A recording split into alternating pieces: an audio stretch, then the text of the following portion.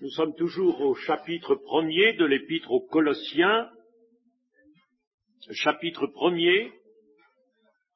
Nous allons relire les versets 16 et 17. 16 et 17 du chapitre 1er. Car en lui ont été créées toutes les choses qui sont dans les cieux et sur la terre, les visibles et les invisibles, trône, dignité, domination, autorité, tout a été créé par lui et pour lui.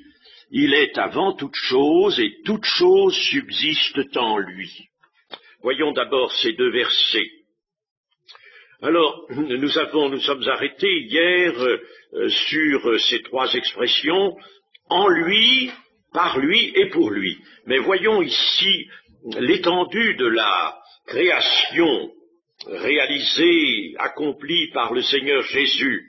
Alors, les choses évidemment, ce sont non seulement, c'est un mot qui entend être général, ce sont non seulement les choses matérielles, les supports, par exemple comme la terre, n'est-ce pas, comme les astres, mais comme le ciel, l'étendue, comme tous les matériaux, la mer, l'eau, l'air, n'est-ce pas, mais ce sont aussi des êtres, et ce sont des êtres vivants, et même des êtres intelligents.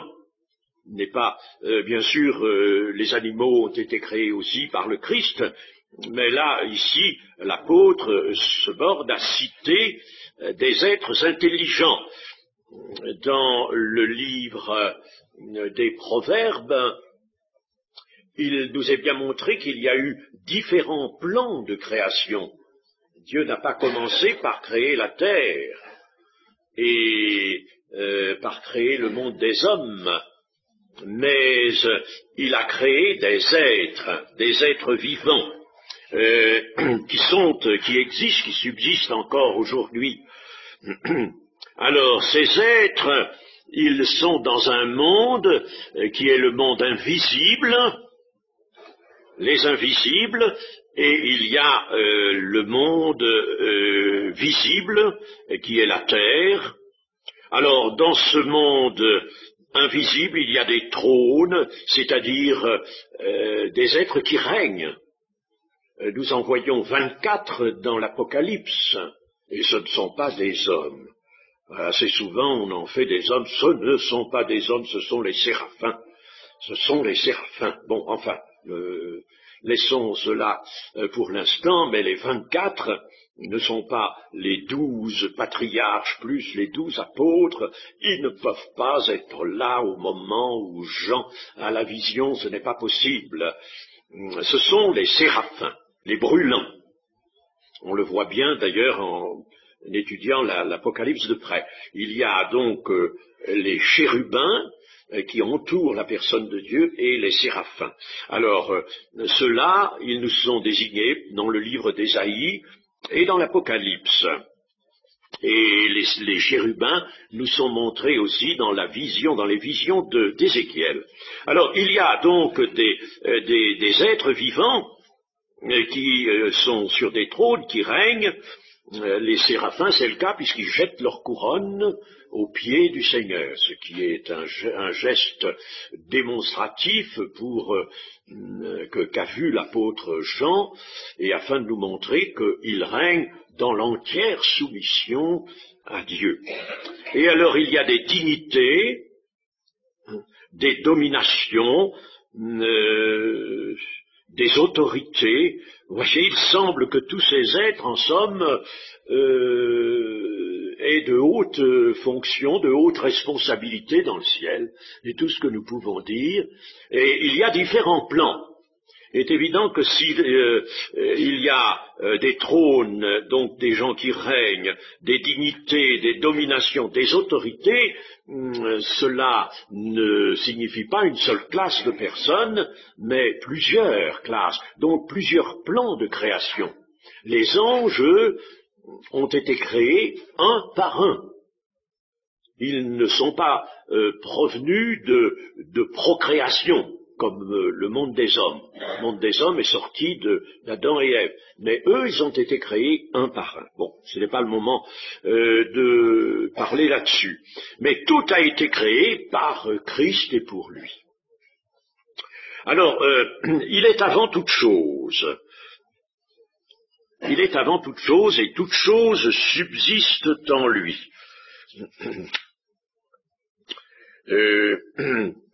Eh bien, l'apôtre entend nous dire ceci, deux choses en somme. Premièrement, il est au-dessus de toute chose, il est avant toute chose, il est au-dessus de ses trônes, au-dessus de ses dominations, il est au-dessus de toute chose. Et deuxièmement, il est avant toute chose, ça veut dire qu'il est antérieur à tout. Hein. Vous voyez, deux sens dans la même expression. Ainsi, le monde ne peut subsister seul hors de Christ. Vous savez que l'épître aux Hébreux, dans son chapitre premier,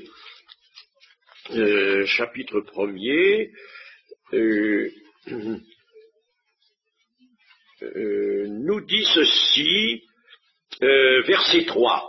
Il est question du Fils, c'est-à-dire de Jésus, et qui étant le reflet de sa gloire. Jésus est le reflet de la gloire du Père, et l'empreinte de sa personne, et soutenant toute chose par sa parole puissante. Il soutient toute chose par sa parole puissante. Voyez-vous, si le monde existe maintenant, si nous existons, c'est parce que nous sommes soutenus par la parole puissante. Nous retrouvons l'idée un peu que nous avons essayé d'exprimer autour de l'expression « en lui ». En lui. Tout subsiste en lui, par lui. Et il soutient toute chose par sa parole puissante. Dans l'Apocalypse, cela est redit également au chapitre 4 de l'Apocalypse et au verset 11. Tu es digne, notre Seigneur et notre Dieu, de recevoir la gloire et l'honneur et la puissance, car tu as créé toutes choses, et c'est par ta volonté qu'elles existent et qu'elles ont été créées. Alors, c'est par la volonté de Dieu qu'elles existent, ayant été mises en création par le Christ, n'est-ce pas, par celui que nous connaissons maintenant comme le Christ, par la parole de Dieu. Donc, c'est par la volonté de Dieu qu'elles ont été créées, et c'est par sa volonté qu'elles existent. Si Dieu retirait son souffle, nous est-il dit dans un psaume, tout rentrerait dans le néant.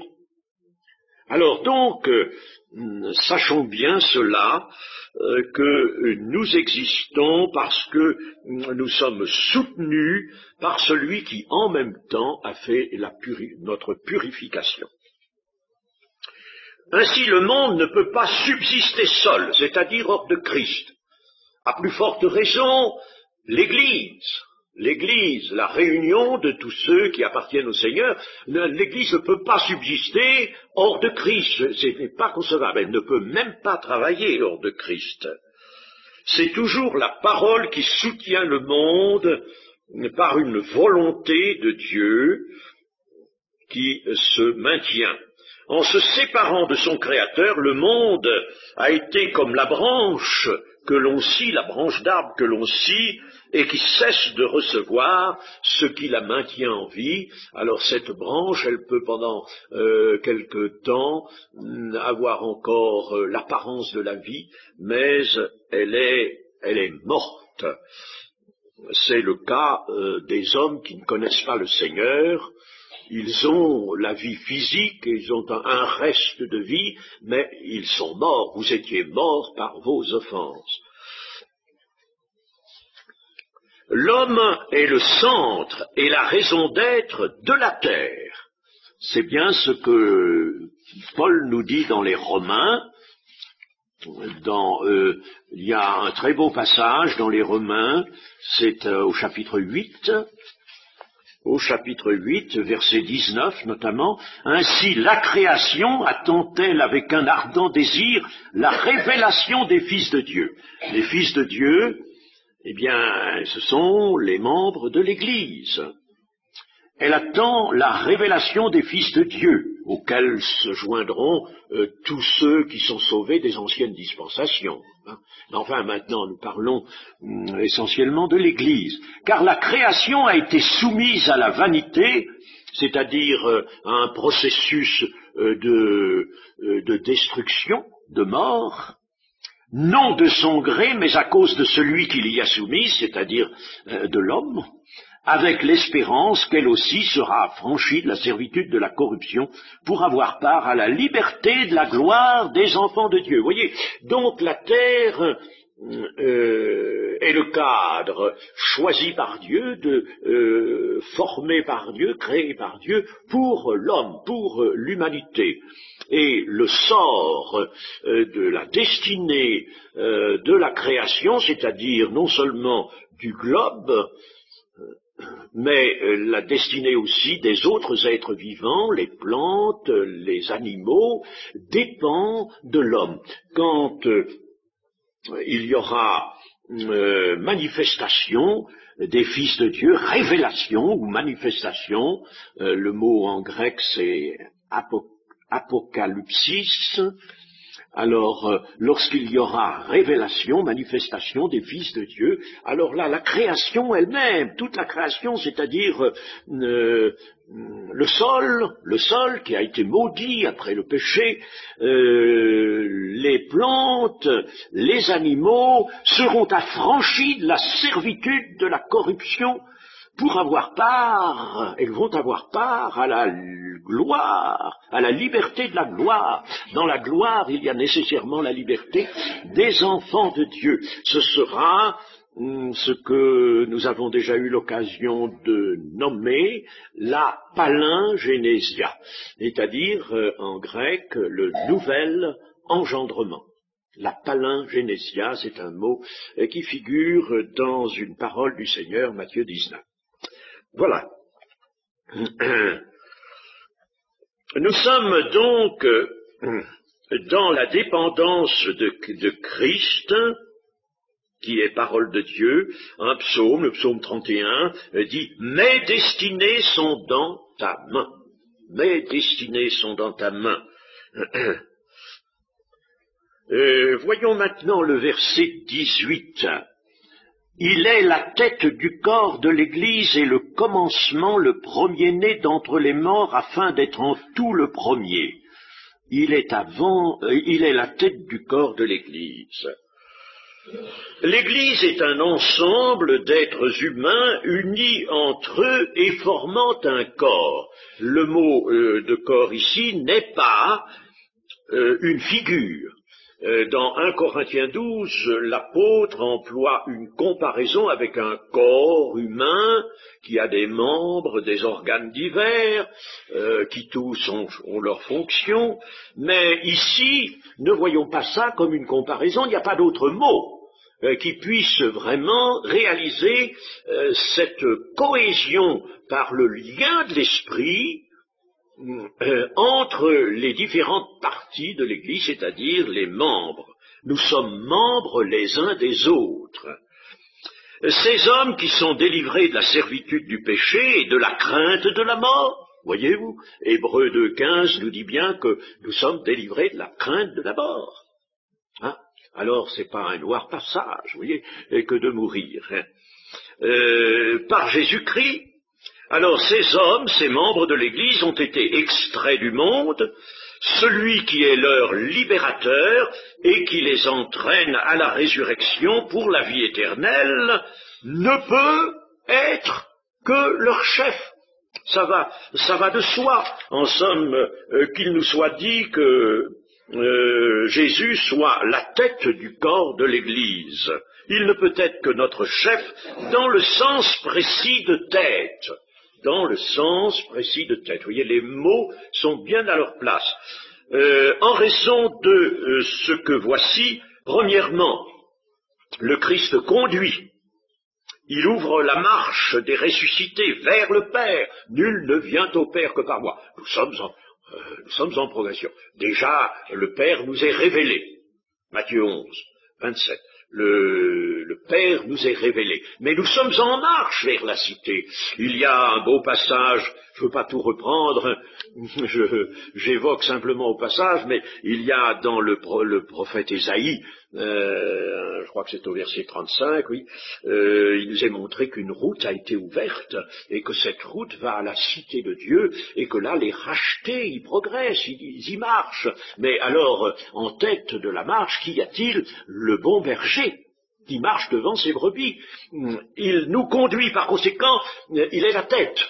Voyez-vous, il est bien la tête. Il ouvre la marche. Deuxièmement, il est la tête parce qu'il nourrit le corps. Vous allez me dire, mais je ne sais pas si c'est ma tête qui nourrit mon corps, mais si, parce que c'est tout de même bien par la bouche que la nourriture pénètre dans le corps. Et puis, votre corps, notre corps, s'il n'avait pas de tête, certainement qu'il ne songerait pas à se nourrir.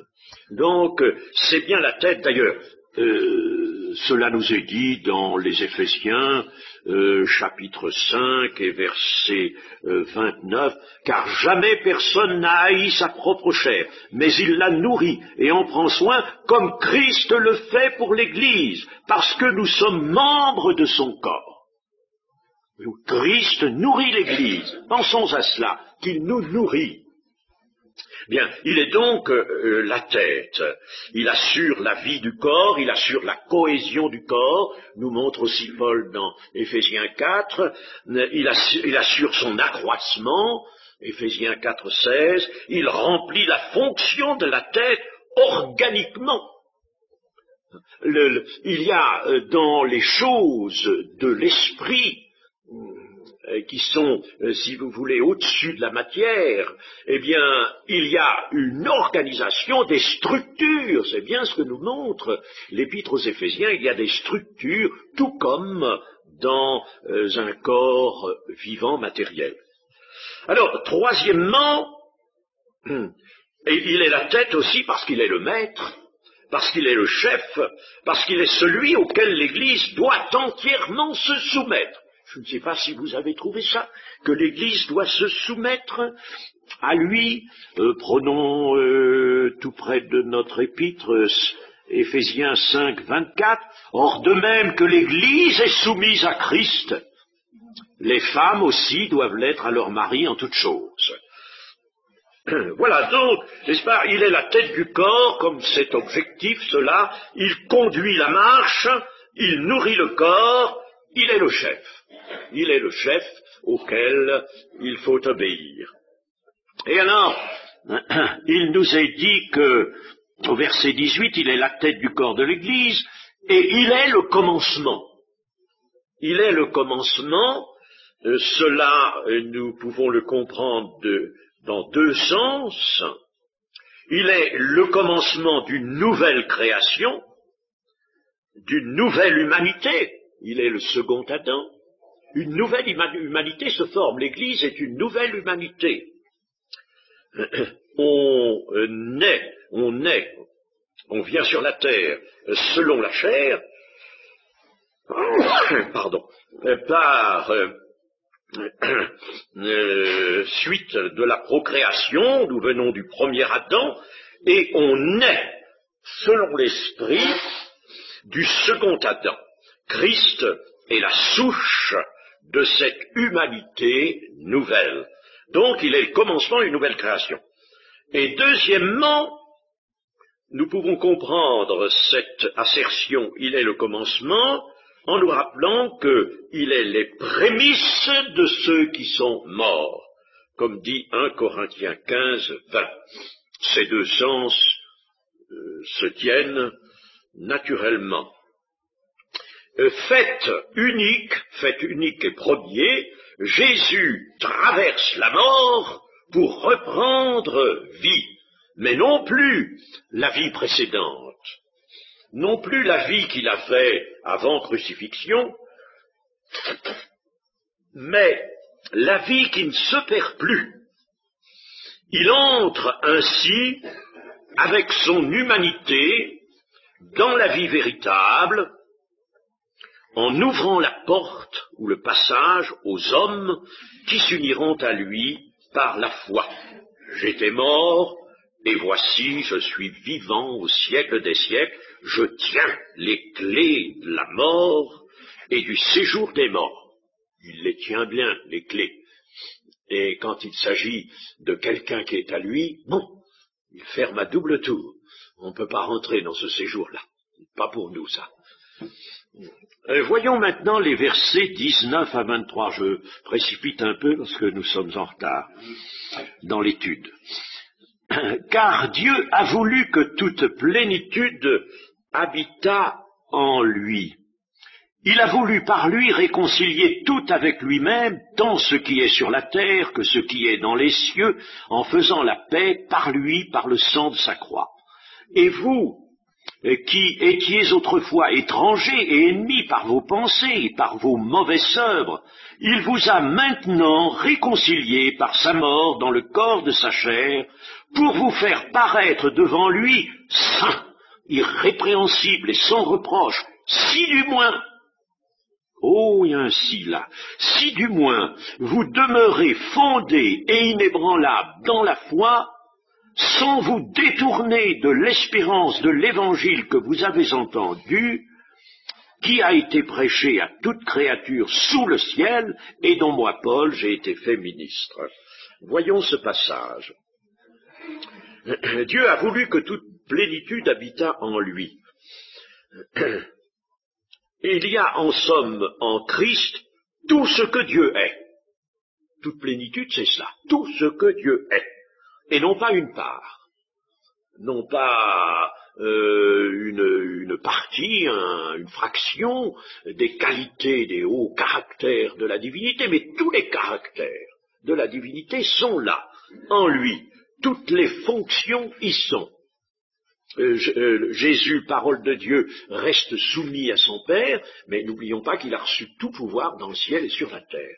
Et il agit maintenant en tant que Dieu. Il a l'ensemble des attributs et des perfections de Dieu, et c'est cela que Jean, l'apôtre Jean, appelle sa gloire.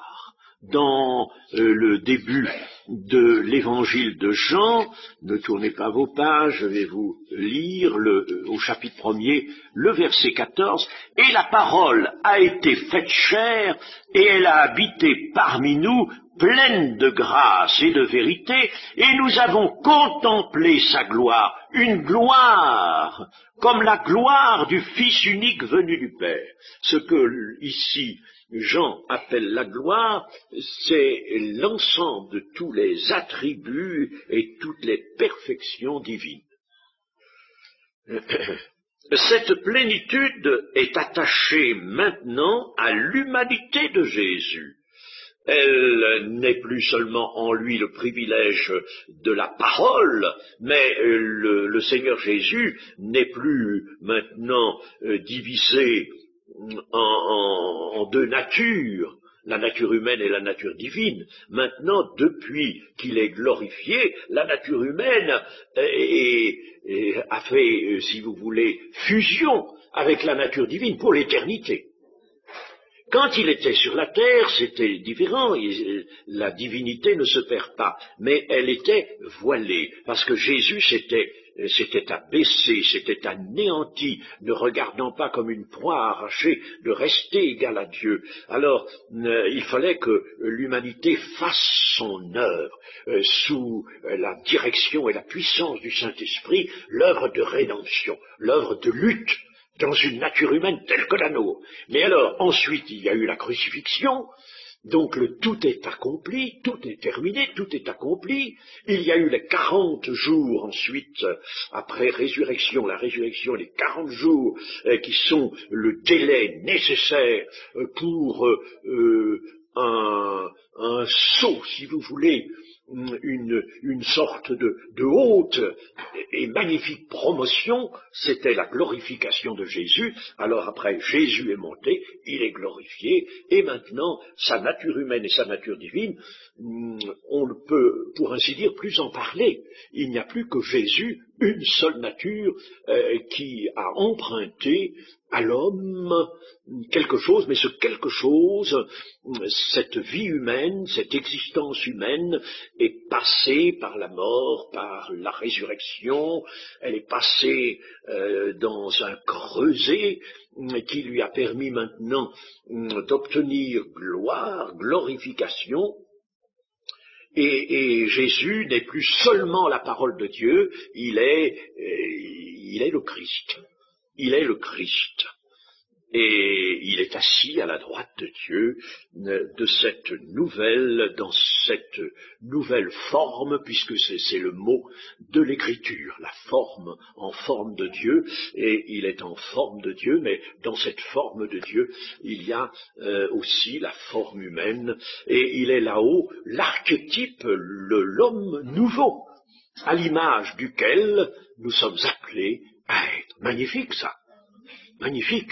Si vous levez les yeux un peu haut et si vous priez, si vous contemplez par la foi, vous allez voir peut-être, comme Étienne l'a vu, il a vu le Christ debout à la droite du Père. Hein. Le Seigneur Jésus s'était levé à ce moment-là. Il s'était levé. Il y avait quelque chose qui se passait de sublime, de magnifique sur la terre. Hein. Eh bien, il a aperçu l'homme, et nous pouvons contempler le Fils de Dieu. C'est à son image entière, pleine et entière, esprit, âme et corps, que nous sommes appelés à être. Alors voilà la plénitude. Pourquoi il y a la plénitude? Elle nous est destinée, cette plénitude. Il y a désormais union intime de cette plénitude, donc, avec l'humanité de Jésus, et cela pour l'éternité. Alors Dieu a voulu par lui réconcilier toutes choses, tant ce qui est sur la terre que ce qui est dans les cieux, en faisant la paix par lui, par le sang de sa croix. Réconciliation. Qu'est-ce que c'est qu'une réconciliation, dans le sens biblique? C'est un rétablissement des relations personnelles entre Dieu et les hommes pécheurs, précédemment séparés de Dieu. C'est le changement aussi d'attitude de Dieu. Dieu, lui, n'a pas à changer parce qu'il n'avait pas de tort. Puis c'est pas lui qui avait les torts, n'est-ce pas? Les torts étaient du côté de l'homme. Donc la réconciliation, c'est la réconciliation de l'homme avec celui qui est sans changement, qui est immuable, évidemment. Alors, seulement, Dieu a changé d'attitude. Comme nous le voyons dans le passé d'Israël, il a changé d'attitude. Cela, dans l'Ancien Testament, se traduit souvent par un mot, Dieu se repentit. Ça ne veut pas dire qu'il se repentit de ses péchés, il n'a pas de péché. Mais il se repentit, c'est-à-dire qu'il changea d'attitude. Il décida un moment, alors, de changer selon sa miséricorde, changer d'attitude. Il a changé d'attitude à l'égard des hommes qu'il a résolu de sauver d'une séparation étant devenue irrévocable. Ce qui est sur la terre et ce qui est dans les cieux. La réconciliation, donc, n'intéresse pas seulement, si, intéresse au premier chef les hommes qui sont sur la terre, mais ce qui est dans les cieux. Alors, sur la terre, ce sont les hommes pécheurs, ce sont leur cadre de vie appelé la création, nous l'avons vu tout à l'heure dans Romains 8. Lorsque la nouvelle humanité sera manifestée, la création sera affranchie de la servitude de la corruption. Ainsi, par l'œuvre de Christ, tout sera restauré et renouvelé, et toutes choses seront réunies en Christ comme il se doit, car c'est là, c'est de cette manière-là que la création peut subsister. Tout va revenir en Christ. Alors, ce qui est dans les cieux, eh bien, qu'est-ce qui est dans les cieux? Puisque la réconciliation intéresse aussi ce qui est dans les cieux, en faisant la paix. Eh bien, dans les cieux, il y a les esprits des justes parvenus à la perfection. Bon, nous savons qu'ils sont réconciliés, mais enfin, je les cite dans Hébreux 12, 23. Puis il y a les intelligences célestes, il y a les anges notamment, il y a ces êtres qui n'ont aucune part directe, attention, à la rédemption de Christ. Ne nous y trompons pas. La rédemption de Christ ne peut intéresser que la descendance d'Abraham, qui est appelée dans les Hébreux la postérité de Christ. C'est-à-dire, en somme, les hommes de foi. Hein, les hommes de foi. Et ça ne peut pas intéresser les anges. Il n'est pas mort pour des anges, c'est pas à des anges qu'il rend service, dit l'Épître aux Hébreux, mais c'est à la postérité d'Abraham. Mais enfin, malgré que les intelligences célestes n'aient pas de part directe dans la rédemption, puisqu'ils n'ont pas, eux, d'ailleurs, participé au péché, et que les anges déchus, eux, qui ont participé au péché de Satan, n'ont pas de rédemption. Ils ont été créés un par un, ils n'ont pas de rédemption. Mais malgré cela, Christ est bien le chef de ces intelligences qui sont dans le monde invisible. Alors, ces intelligences sont parmi les familles de Dieu. Dans les Éphésiens, Paul parle des familles. Des familles, chapitre 3, verset 14. À cause de cela, je fléchis les genoux devant le Père, duquel tire son nom toute famille dans les cieux et sur la terre. Oui, il y a des familles selon les plans de création dont je parlais tout à l'heure. Il y a des familles. Alors, ces familles, je le répète, n'ont pas de part à la rédemption, mais Christ est quand même leur chef. Christ est leur chef. Et ces familles vivent dans l'harmonie et la paix. Elles ne sont pas troublées, elles, par l'état de péché. Il n'y a que la famille des hommes qui s'est écartée de l'harmonie de Dieu, de la paix. Et Christ alors opère la réunification de toutes les familles de Dieu. Réunir toutes choses en Christ, dit Éphésiens 1:10. Réunir toutes choses en Christ, c'est dans le plan de Dieu. C'est-à-dire réunifier toutes les familles de Dieu. Quand nous serons dans le ciel, nous aurons tous ces trônes, ces dignités. Quel sera le rapport? Je n'en sais rien, mais dans l'état de perfection, vous savez, il n'y a que l'amour parfait, il n'y a pas d'orgueil, il n'y a rien du tout, même si quelqu'un a un trône et une responsabilité bien plus grande que moi, par exemple, eh bien, ce quelqu'un sera aussi humble que le plus petit, s'il y a des plus petits, n'est-ce pas? Christ a dit il pouvait y avoir des plus petits dans le royaume des cieux. Enfin, n'allons pas chercher tout cela, mais l'état de perfection et de sainteté absolue, de tout sens, établit une sorte de grande uniformité, de grande harmonie. Alors nous serons au milieu de ces autres familles. Elles ne seront pas étrangères, n'est-ce pas? Nous ne serons pas séparés. Tout a été réconcilié. La rédemption en Christ, dont seuls les hommes sont l'objet, je précise bien, opère pourtant le rapprochement des diverses familles des créations, des plans de création, le rapprochement par conséquent des hommes rachetés, et qui seront eux-mêmes bientôt glorifiés, cela est promis, avec les familles du monde invisible. Comprenons cela à travers un exemple. Lorsqu'une province s'est révoltée, dans une nation supposée, une province s'est révoltée, alors tout le pays participe à la réconciliation des rebelles de cette province, et toutes les autres régions en obtiennent une paix d'ensemble, dans une même fidélité, dans un même attachement au roi, au prince, n'est-ce pas? Voyez, c'est normal, n'est-ce pas? Il y a quand même un trouble dans une nation ou une région, une partie, n'est-ce pas, s'est révoltée contre le roi.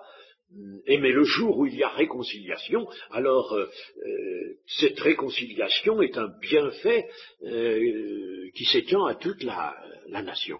Voilà ce qui nous est exposé ici. Pourquoi il y a la réconciliation qui gagne également les cieux. Alors, réunir toutes choses en Christ, les célestes, celles des cieux et celles de la terre. Magnifique ça. Vous ne croyez pas? Hein? Nous ne serons pas tout seuls. Vous savez, mais il y aura, comme l'a dit le Seigneur Jésus, une demeure pour nous. Et quand il a parlé, il a dit il y avait plusieurs demeures dans la maison de mon Père, c'est qu'il y a plusieurs familles. Alors il y a une demeure pour telle famille, pour telle autre, et il y a une demeure aussi pour la famille des hommes. Voilà ce que le Seigneur a voulu dire. Alors, resteront dans le camp des ennemis, attention, il restera encore des ennemis. Mais tout va se régler à la fin du millénium. Le millénium est pour cela, d'ailleurs, essentiellement. Resteront dans le camp des ennemis les anges déchus, ainsi que les hommes qui auront rejeté l'Évangile. 2 Thessaloniciens 1, 6 à 10. Hein, ils auront une ruine éternelle. Alors Christ va mettre tous ses ennemis sous ses pieds, y compris la mort.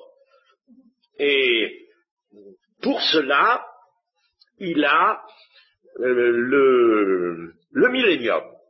Le millénium est un règne intermédiaire, qui sera quelque chose de magnifique, bien sûr, puisque Christ régnera sur la terre, sur cette terre-là, mais c'est un règne intermédiaire qui permettra au Christ de mettre tous ses ennemis sous ses pieds, de régler toutes les choses. Et quand tout sera réglé, alors Christ viendra vers son Père, qui lui a donné les pouvoirs, qui lui a soumis toutes choses, et Christ rapportera en quelque sorte ses pouvoirs, n'est-ce pas, à celui qui lui a soumis, afin que Dieu soit tout en tous. Voilà la grande harmonie, la grande unité qui se forme. Mais Christ continue à régner. Hein, mais la grande unité se fait, et Christ continue à régner sur toutes les familles. Ce qu'il y a d'extraordinaire, c'est qu'il aura, lui, une attache tout à fait particulière avec le monde des hommes, qui seront, les hommes seront donc tout à fait à son image, mais il régnera sur toutes les familles, n'est-ce pas? Mais il régnera non plus en utilisant les pouvoirs qu'il a loin de son Père, mais là, au contraire, dans une union alors qui ne nécessite, où il n'y aura plus de, si vous voulez, à se séparer, le Père et le Fils n'auront plus à se séparer, Dieu sera tout en tous. Mais le règne de Christ est éternel. Tout ça c'est beau. C'est beau, c'est beau, très beau, n'est-ce pas? Vous voyez, c'est magnifique. Et il faut que nous croyions ces choses vraiment, que nous les voyons comme déjà réalisées. Elles sont déjà réalisées. Du moment que Dieu les veut, elles sont réalisées. Et nous sommes emportés dans cette réalisation-là. En faisant la paix par lui, par le sang de sa croix. Faire la paix entre les hommes et Dieu, c'est non seulement faire cesser toute cause de rupture, mais c'est aussi établir le règne de l'amour réciproque. C'est ça, faire la paix. Établir le règne de l'amour réciproque. C'est-à-dire la vie de communion avec Dieu par Christ et de communion les uns aux autres. L'œuvre de réconciliation est donc ramenée à sa grande cause. Quelle est la cause? Qu'est-ce qui a fait l'œuvre de la réconciliation de toutes ces familles? C'est le sang de la croix de Jésus, l'œuvre personnelle de Christ par lui-même. Réconcilié en faisant la paix par lui, par le sang de sa croix. Et vous qui étiez autrefois étrangers et ennemis, par vos pensées, par vos mauvaises œuvres, c'est-à-dire dans le fond même de votre cœur. Dans le fond même de votre cœur, il y avait des intentions égoïstes, orgueilleuses, et toute vérité était absente. C'est l'état des gens qui ne sont pas au Seigneur, sont encore inconverti. Voyez-vous, il n'y a pas de vérité, la vérité est absente, et alors il y a au contraire des velléités égoïstes, orgueilleuses. Alors ce cœur que vous aviez avant, concevait de mauvais désirs, nourris par les convoitises dont nous sommes entourés, et engendrait des œuvres mauvaises. Voilà la situation d'avant. Mais les Colossiens étaient, eux, comme nous l'avons été nous-mêmes, étrangers aux alliances, aux desseins de Dieu. Ils étaient étrangers à la vie de Dieu. Ils étaient encore ennemis de la lumière et de toute justice. Nous avons été cela aussi, nous. Ils étaient asservis à Satan. Alors les pensées de l'homme naturel sont non seulement livrées à la jalousie, à l'envie, à la violence, à l'immoralité, mais bien plus, les pensées de l'homme naturel rejettent Dieu et sa parole. Je voudrais vous lire ici dans le prophète Ésaïe au chapitre 65, le verset 1 et 2. J'ai exaucé ceux qui ne demandaient rien, je me suis laissé trouver par ceux qui ne cherchaient pas. Vous étiez comme ça, vous ne cherchiez pas d'eux, il vous a trouvé quand même. Il vous a trouvé. J'ai dit, me voici, à une nation qui ne s'appelait pas de mon nom. J'ai tendu mes mains tous les jours vers un peuple rebelle qui marche dans une voie mauvaise au gré de ses pensées. Et ça, il s'agit là particulièrement du peuple d'Israël, il s'agit de nous aussi. Il s'agit au gré de ses pensées. Il vous a maintenant réconcilié par sa mort dans le corps de sa chair. Jésus est intervenu en médiateur pour chacun de nous dans le corps de sa chair. C'est comme si, en somme, il était mort pour chacun de nous en particulier. Mais c'est comme si, c'est comme ça, n'est-ce pas? Il est mort pour chacun de nous en particulier. Par sa mort, par le sang de sa croix, tel a été l'acte suprême du Seigneur. Il nous a réconciliés donc par sa mort, par le sang de sa croix, pour vous faire paraître devant lui saint, irrépréhensible et sans reproche. Seigneur, est-ce que c'est pas un peu trop dur, ça? Un peu trop au-dessus de nous? Mais c'est pas nous qui le ferons tout seuls. Nous nous y prêtons. Le pardon des péchés, la réconciliation, la justification font entrer l'homme, qui est l'objet des grâces de Dieu, dans une vie nouvelle, une vie de résurrection. Et la communion avec Dieu doit donc produire un fruit. Et ce fruit est celui de la sanctification du cœur et de la vie. Sanctification intérieure, sanctification de la vie. Le mode de vie. Nous vivons selon l'esprit alors. C'est le fruit de la sanctification. Justification, réconciliation et sanctification sont trois aspects consécutifs l'un de l'autre et découlant de l'œuvre de la rédemption. Pour vous faire paraître devant lui au jour de Christ, il faudra que la justification ait été continuée par la sanctification.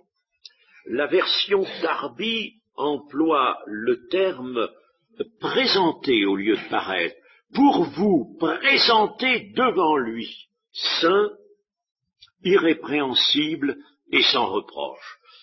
Il y a dans Pierre, je crois que c'est au chapitre 5 de la première épître de Pierre, 1 Pierre, chapitre 5, quelque chose qui nous intéresse ici, verset 8.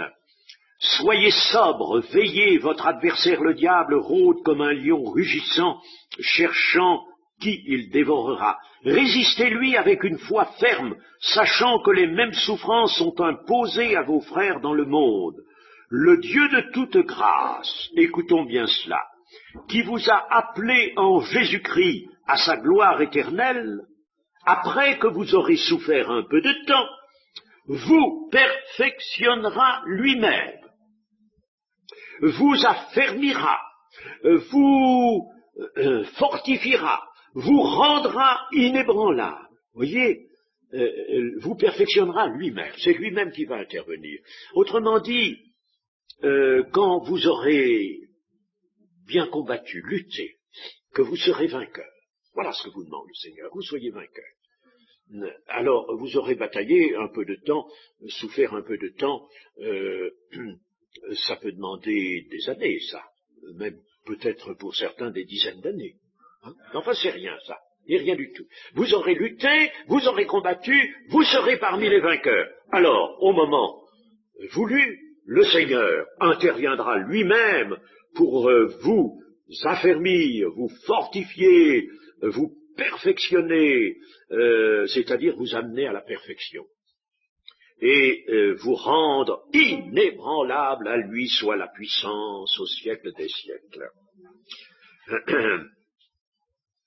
Alors il faut que nous paraissions, on ne peut pas, absolument pas, aller vers l'héritage qui est situé dans la lumière, qui ne se peut ni corrompre ni flétrir, on ne peut pas y aller autrement que comme cela, irrépréhensible, sans reproche, alors là, ayant atteint vraiment la perfection. Mais il y a, rassurons-nous, n'est-ce pas, il y a des quantités d'esprits qui sont là dans la cité de Dieu et qui, comme le dit l'Épître aux Hébreux en son chapitre 12, ils ont atteint, eux, la perfection. Alors, puisqu'ils l'ont atteint, pourrons l'atteindre aussi, nous. Hein. Le saint, c'est séparé de tout ce qui n'est pas Dieu et de tout ce qui n'est pas approuvé de Dieu. Cette séparation se fait, en somme, cette séparation est révoquée par la réconciliation dans la communion avec Dieu. Alors, il y a une réserve, il y a un si du moins vous demeurez fondés et inébranlables dans la foi sans vous détourner de l'espérance de l'Évangile. Attention, il y a un si, il y a toujours des si. Hein. Il ne faut pas croire que... vous savez, nous avons des promesses formelles. Celui qui croit en moi, bon, qui croit, et ne vient pas en jugement directement passé de la mort à la vie. Magnifique. Bon, attention, sachons comprendre les promesses de Dieu, sachons les utiliser. Hein. Il faut que nous remplissions après coup les promesses, après avoir été justifiés, avoir été réconciliés, il faut que nous accomplissions la volonté de Dieu et nous apprenions à le faire. C'est la condition du salut, en somme, qui est ici reprise, c'est-à-dire croire avec persévérance et garder l'espérance. Obvier aux défaillances de la foi, lutter, vaincre, s'affermir, user des voies offertes, prière, méditation, chant, pratique des bonnes œuvres, voilà ce qui nous est demandé, demeurer fondé et inébranlable dans la foi. Alors lui, le Seigneur vous rendra inébranlable d'une façon absolue. Mais nous, il nous demande d'être inébranlable dans la foi pour attendre le moment où il nous prendra. Bon, et alors, nous pourrions maintenant voir encore le verset 24, et nous nous arrêterons là. Verset 24. Je me réjouis maintenant dans mes souffrances pour vous, et ce qui manque aux souffrances de Christ, je l'achève en ma chair pour son corps, qui est l'Église. Ah, c'est là une assertion qui a étonné bien des gens, parce qu'on se dit, mais l'œuvre de Christ est parfaite, il a tout accompli, on ne peut rien ajouter à l'œuvre de Christ, c'est vrai, bien sûr. Mais nous allons voir ce qu'entend dire ici l'apôtre Paul. D'abord, quelles sont les souffrances de Paul? Je me réjouis maintenant dans mes souffrances pour vous, les Colossiens, qu'il ne connaît pas, et pour d'autres églises. Ces souffrances. Alors, les souffrances de Paul, nous en avons un récit, une présentation dans 2 Corinthiens 11, verset 23.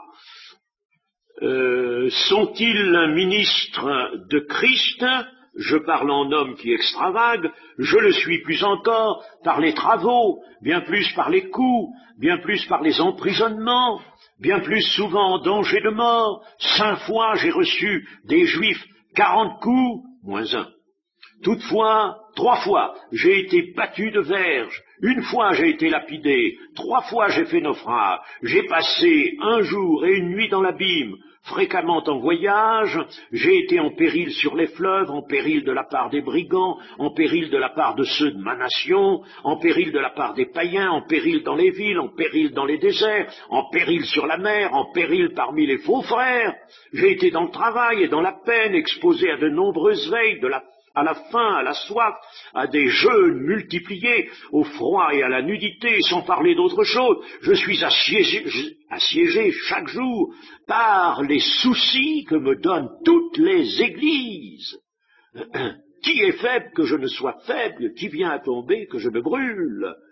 Alors, voilà, vous voyez le catalogue des souffrances de Christ. En effet, il y en avait. Il s'en ajoutait, je pense qu'il en a eu, lui, une grande part, une part que n'ont pas tous les chrétiens, quoique maintenant dans les pays où sévit la persécution, hein, oui, ceux qui veulent vraiment travailler, eux aussi, ils ont beaucoup de souffrances.